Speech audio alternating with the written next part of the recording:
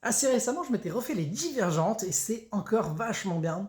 Surtout le premier qui était vraiment une énorme claque à l'époque, où ça se passe dans un univers post-apocalyptique, où c'est un peu le futur utopique, où ils ont décidé en fait pour un peu reformer la société, de scinder les gens en différentes factions en fonction de leur appétence et de voilà, histoire que les gens en fait ils soient peu contrôlés, mais orientés vers des choses qui leur correspondent.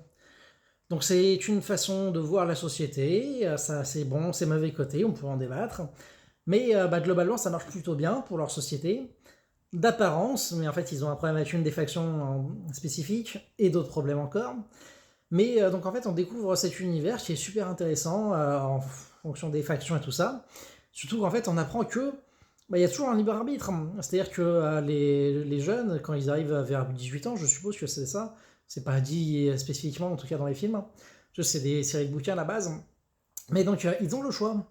C'est-à-dire qu'ils font des tests, ils viennent d'une faction spécifique en fonction de leurs parents, et une fois arrivés à l'âge adulte, ils passent une série de tests qui leur disent bah voilà, niveau orientation, on pense que telle faction te correspondrait le mieux. Mais t'as toujours le choix. T'as toujours le choix. Tu peux choisir la faction que tu veux. Et justement, là, on arrive sur un cas ultime, c'est-à-dire une fille qui est d'une faction et qui va vraiment à l'opposé total en termes de faction. Et c'est super intéressant à suivre. C'est en plus c'est une réalisation magnifique. Celui qui avait fait Sans Limite aussi, vraiment très très propre et vraiment extrêmement généreux en termes d'histoire. T'as l'impression que ça pourrait se terminer sur sa formation, mais en fait tu repars sur un autre arc derrière. Et t'as un quatrième acte, et ça c'est assez rare quand même au cinéma, surtout sur des productions un peu teen movie. C'est vachement bien.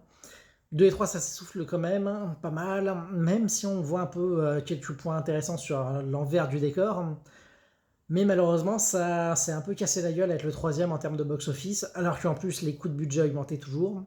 Et donc malheureusement, on n'a jamais eu le quatrième opus qu'on aurait pu avoir aussi en série à un moment donné. Ils avaient parlé de faire une série pour conclure, mais finalement ça n'a pas vu le jour. Régulièrement, ils pensent à rebooter cette histoire, mais bon. En tout cas, le premier film marche toujours très très bien, et je vous conseille largement de regarder plutôt le premier film, et éventuellement regarder le 2 et 3 derrière, mais c'est un peu frustrant parce qu'on n'a pas la fin. Ou limite, lisez la fin en bouquin, et puis voilà, moi c'est ce que j'ai fait.